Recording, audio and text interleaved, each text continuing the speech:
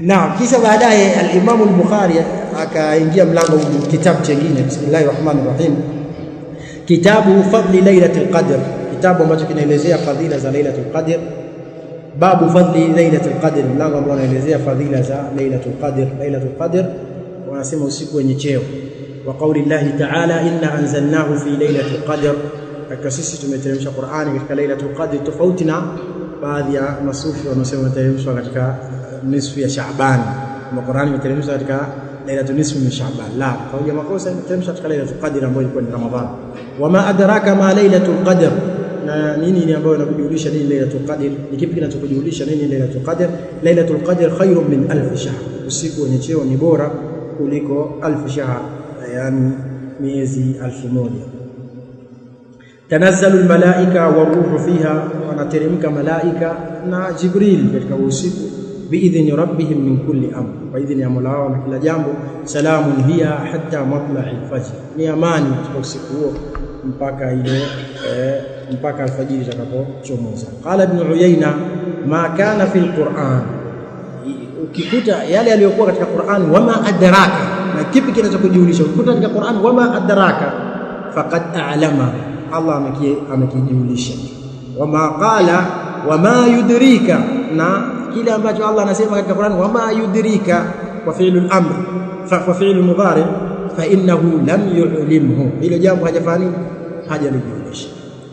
Al-Imam al-Bukhari ameleta hadithi ya Abu Huraira radhiyallahu anhu an Nabii sallallahu alayhi wasallam qala, Mtume sallallahu alayhi wasallam, man sama Ramadhan imanan wa ihtisaba ghufira lahu ma taqaddama min dhanbi, atakayesimama Ramadhan kwa imani na kutarajia malipo, basi atasamehewa aliyotangulia katika dhambi zake. Wa man qama lailatal qadri imanan wa ihtisaban, atakayesimama usiku wa lailatul qadri kwa imani na kutarajia malipo, ghufira lahu ma taqaddama min dhanbi, atasamehewa yaliyotangulia katika madhambi. Babu iltimas lailatul qadri fi sab'i al-awakhir, mlango ambao unaelezea kuitafuta lailatul qadr katika zile saba za mwisho, yani mwezi 27. حدثنا عبد الله ابن يوسف أخبرنا مالك عن نافع عن ابن عمر رضي الله عنه. الإمام البخاري anasema hivyo, anna rijalan min ashabi an-nabi sallallahu alayhi wasallam, ibn Umar anasema watu katika masahaba wa mtume, uru lailatul qadr fil manam, walioneshwa lailatul qadr katika ndoto, fi sab'i al-awakhir, katika saba za mwishoni. Faqala Rasulullah sallallahu alayhi wasallam, mtume akasema, ara ru'yakum qad tawada'at, naona ndoto yenu zimewafikiana, fi sab'i al-awakhir, katika saba za mwisho. Faman kana mutaharriyaha falyataharraha fi sab'i al-awakhir, mwenye kuitafuta lailatul qadr basi itafuta katika hizo saba za mwisho, kwa maana 27 jihimize. Na almuhim lailatul qadr ina fadhila nyingi. Wewe 10 la mwisho lote lisimama usiku, ndio umefanya umeipata lailatul qadr, na ni sahal siku 10, lakini ni ngumu kwa mtu ambaye hajawafikishwa. Kisha akasema Imam Bukhari, yani akaleta sanad kutoka kwa Muadh ibn Fadala mpaka kwa Abi Salama, qala sa'altu Aba Sa'id wa kana li sadiqa, nimemuuliza Abu Sa'id, alikuwa na rafiki, alikuwa ni rafiki wangu. Faqala, akasema Abu Sa'id, i'takafna ma'a an-nabi sallallahu alayhi wasallam al-ashr al-awsat, tulikaa itikafu pamoja na mtume 10 la katikati min Ramadhan. Fakharaja sabihata 20, akatoka asubuhi ya 20. Fakhatabana, akatuhutubia. Waqala, akasema, inni uritu lailatul qadr, mimi nimeonyeshwa lailatul qadr. Thumma unsituha, kisha nimesahaulishwa, au nusitu, kisha nimesahau, au nusitu, au nimesahaulishwa. Anasema, faltamisuha fil ashr al-awakhir fil witr, itafuteni katika 10 la mwisho katika witri. Wa inni ra'aytu anni asjudu fi ma'in wa tin, na mimi nimeona nasujudu katika maji na udongo. Faman kana i'takafa ma'a rasul sallallahu alayhi wasallam falyarji, aliyekuwa amekaa itikafu pamoja na mtume basi arejee, kwa sababu alikuwa anakaa 10 la kati, kwa shatoka itikafu. Sasa anakaa pamoja na itikafu, arejee kwa sababu itakuwa ipo katika 10 la mwisho. Faraja'na, tukarejea. Wama nara fi samaa qaz'a, wala hatuoni katika kiwingu, katika mbingu kiwingu. Qaz'a kiwingu. Faja'at sahaba, ikaja kiwingu. Famatarat, ikanyesheza mvua. Hatta sala saqful masjid, mpaka likatoja lile paa la msikiti. Wakana min jaridi nakhl, na likuwa ni linatokana na makuti ya mtende. Wa uqimati sala, ikasimamishwa sala. Faraitu rasul sallallahu alayhi wasallam yasjudu fil ma'i wat tin, nikamuona mtume anasujudu katika maji na udongo kama ile ndoto yake. Na maana siku ya ngapi itakuwa? 21. Siku ya 21 imetokea. Hatta raaitu athara tin fi jabhatihi, mpaka nikaona athari ya udongo katika paji lake la uso. Anasema al-Imam Abu Abdullah al-Imam al-Bukhari, babu taharri lailatul qadr fi al-witri min al-ashr al-awakhir, mlango unaelezea kujihimiza kuitafuta lailatul qadr katika masiku ya witri ya mwisho. Akasema ndani yake kuna hadithi ya Ubada ambayo imetangulia, na akaileta hadithi nyingine ya Aisha radhiallahu anha anna Rasul sallallahu alayhi wasallam qala taharrau lailatul qadr fi al-witri, ilazimisheni yani jihimizisheni katika kuitafuta lailatul qadr katika witri min al-ashr al-awakhir min Ramadhan, katika siku za mwisho zile za Ramadhan. Kisha akaleta hadithi tena ya Abu Sa'id al-Khudri radhiallahu anhu, kana Rasul sallallahu alayhi wasallam yujawiru fi Ramadhan, Mtume sallallahu alayhi wasallam alikuwa yujawiru fi Ramadhan. Nini maana ya yujawir? Ay ya'takif, alikuwa akikaa itikafu Ramadhan. Al-ashra allati wasata ash-shahr, ile 10 ambayo liko katikati ya mwezi. Fa idha kana hina yumsi min 20 laila, anapokuwa wakati anafikia na jioni katika ile siku 20 tamdhi ambayo unapita, wa yastaqbal 21, na anaukabili siku 21, raja'a ila maskani, anarejea katika makazi yake. Wa raja'a man kana yujawiru ma'ahu, na anarejea yule ambaye alikuwa anakaa itikafu pamoja na Mtume. Anatoka siku 21 ndio afani atoka itikafu mwanzoni. Wa annahu aqama fi shahrin, na Mtume sasa alisimama katika hili katika mwezi. Jawara fi layla, alikaa itikafu katika usiku allati kana yarji'u fiha, ambao ule usiku ambao yeye alikuwa ndo anafanya nini, anatoka. Fa khataba an-nas, akawahutubia watu. Fa amarahum ma sha Allah, akawaamrisha yale ambayo Allah anayataka. Thumma qala, kisha akasema, kuntu ujawiru hadhihi al-ashr, nilikuwa nakaa itikafu 10 hili. Thumma qad badali, kisha imedhihiri kwangu mimi, an ujawira hadhihi al-ashr al-awakhir, kukaa itikafu hili 10 la mwisho. Faman kana i'takafa ma'i, yule ambaye atakuwa amekaa itikafu pamoja na mimi, falyathbut fi mu'takafihi, basi yathibiti katika sehemu yake itikafu. Wa qad uritu hadhihi al-laila, na nimeonyeshwa, kwa maana nimeoteshwa usiku huu. Thumma unsituha, kisha nikasahaulishwa. Fabtaghuha fi al-asr al-awakhir, basi utafuteni katika masiku ya mwisho. Wabtaghuha fi kulli witri, na utafuteni katika kila witri. Wa qad ra'aytuni asjudu fi ma'in wa tin, na nilikuwa mimi najiona nasujudu katika maji na udongo. Fastahallati as-samaa fi tilka al-laila, ikanyesheza yani mbingu katika, yani kwa maana ikajikusanya kiwingu mbingu katika ile usiku. Fa amtarat, ikanyesheza mvua. Fa waqafa al-masjidu fi musalla, msikiti ukanyeshezwa fi musalla an-nabi sasa, katika ile sehemu anasali Mtume, lailata 21, siku ya 21. Fa basurat aini Rasulullah sallallahu alaihi wasallam, jicho langu likamuona Mtume sallallahu alaihi wasallam. Wa nadhartu ilayhi, na nikamwangalia. Insarafa min as-subh, aliondoka asubuhi. Wa wajhuhu mumtali'un tinan wa ma, na uso wake umejaa nini, yani tinan, udongo, wa maa, na maji. Kisha akaleta hadithi nyingine ya Aisha ambayo imetumia tamko la iltamisu, kwa maana utafuteni. Kisha akaleta hadithi nyingine ya Aisha, anasema Aisha, kana Rasul sallallahu alayhi wasallam yujawiru fil ashr al-awakhir min Ramadhan, Mtume alikuwa anakaa itikafu katika 10 la mwisho la Ramadhan.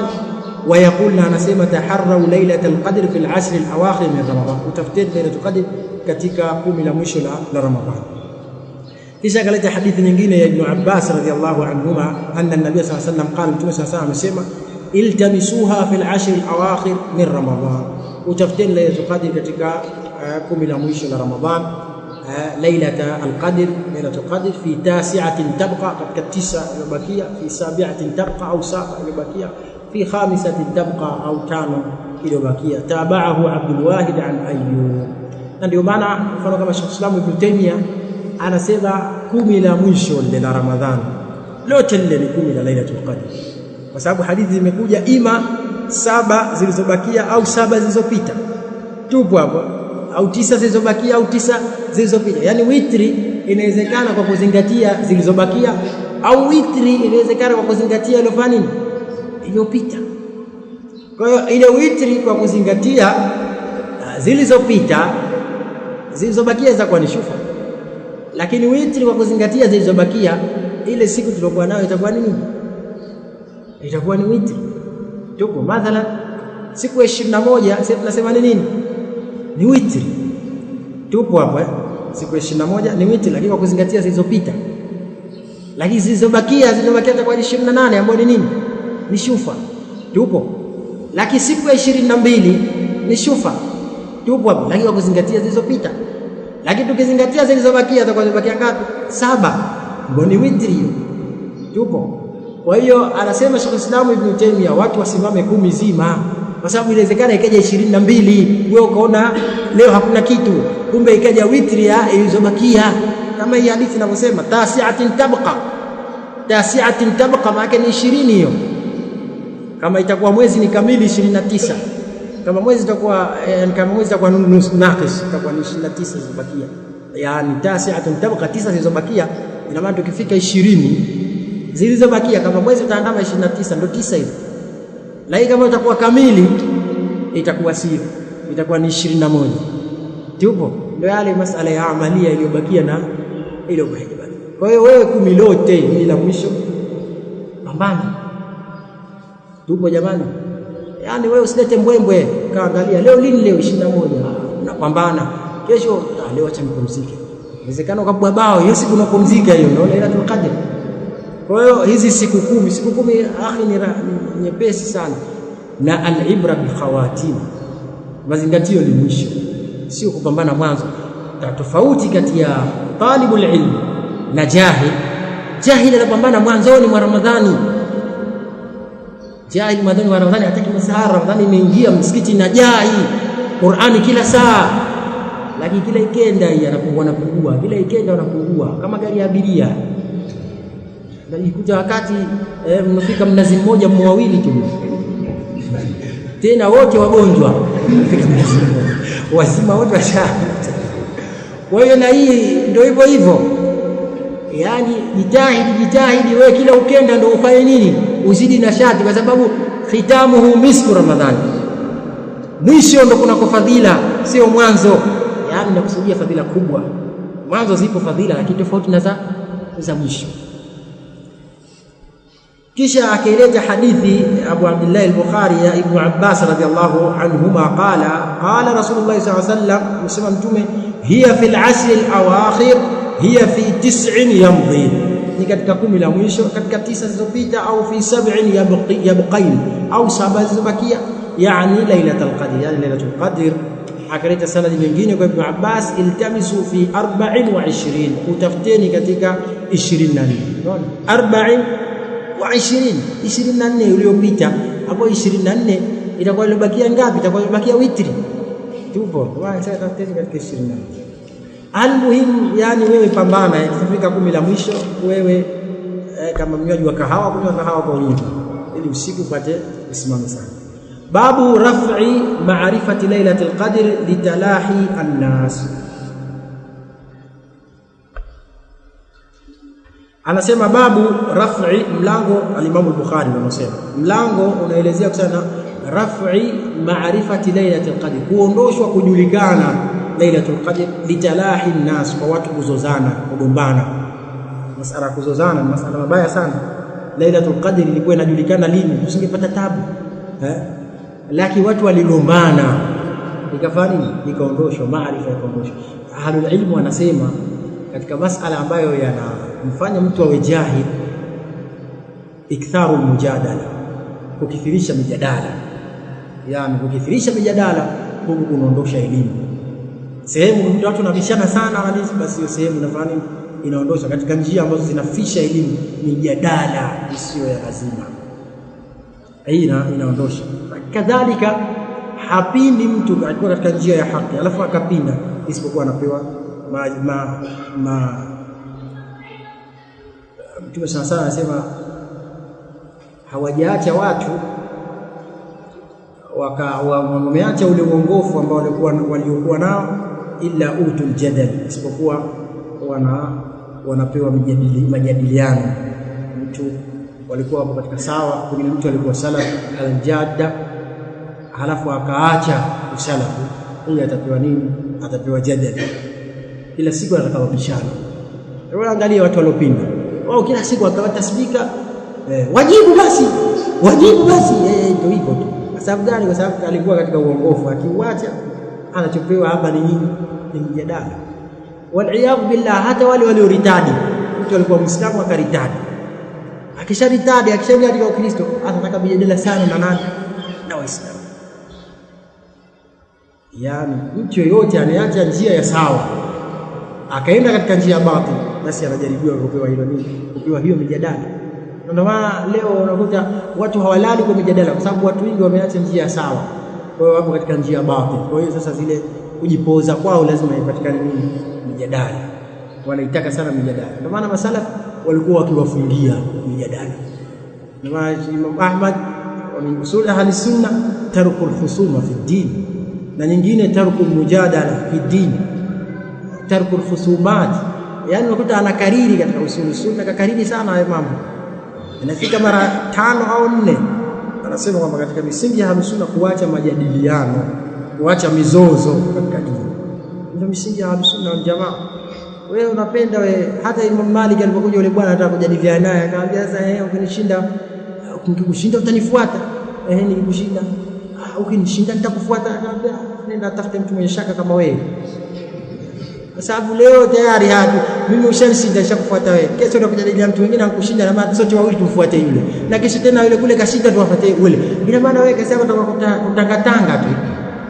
Kwa hiyo sio mambo. Kwa hiyo na ndio hapa tumekosa faida kubwa. Kwa sababu ya nini?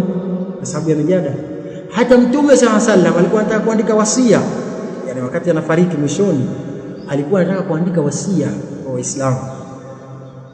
Wallahu a'lam, si kitu gani alikuwa anataka kuandika Mtume SAW, lakini alikuwa anataka kuandika wasia. Watu wakafanya nini? Wakazozana. Mtume SAW akasema okay, wakatolewa masahaba, lakini Mtume sasa alikuwa anataka kuandika wasia. Baadhi ya sunna nasema wasia alikuwa anataka kuandika ukhalifa wa Abubakar, kuondoka mimi ashike nani? Abubakar. Ndio alikuwa anataka kuandika Mtume sasa.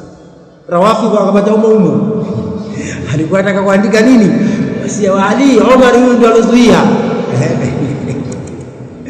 kwa sababu katika hadithi Umar alisema Mtume sasa mgonjwa, kwa hiyo msimpe, kwa sababu Mtume sasa ni mgonjwa. Sababu wengine wanasema la, si mgonjwa Mtume huyu, wanasema pewe. Kwa nini asipewe? Wanasema mgonjwa, mtu akishakuwa anaumwa sana msimshughulishe. Mpaka Mtume sasa akamwambia watoke, wakatoka. Kwa hiyo mijadala ina hasara na tija yake ndogo sana. Watu watakana wakae katika kusomesha watu zaidi kuliko mijadala. Kuna baadhi ya watu utashangaa kila siku anajadiliana na watu, akitoka huyu unasema huyu mtu vipi? Yani yeye kila siku akija kavaana na mtu, akitoka kumvaa huyu anamvaa huyu anamvaa huyu, yani watu wote keshawavaa. Hii sio tarika tu salaf, sio njia ya salaf, sio njia ya wema waliotangulia. Yani wewe sasa wewe jahil, sawa wewe msanii. Yani kuna baadhi ya watu utashangaa, yani mpaka wasanii wewe unawavaa. Allahu musta'an. Yani kuna baadhi ya watu wamejaribiwa sana. Yani ahlul ilm wa zamani nataka kufanya mjadala ni kwa jambo ambalo linahitajia kufanya mjadala.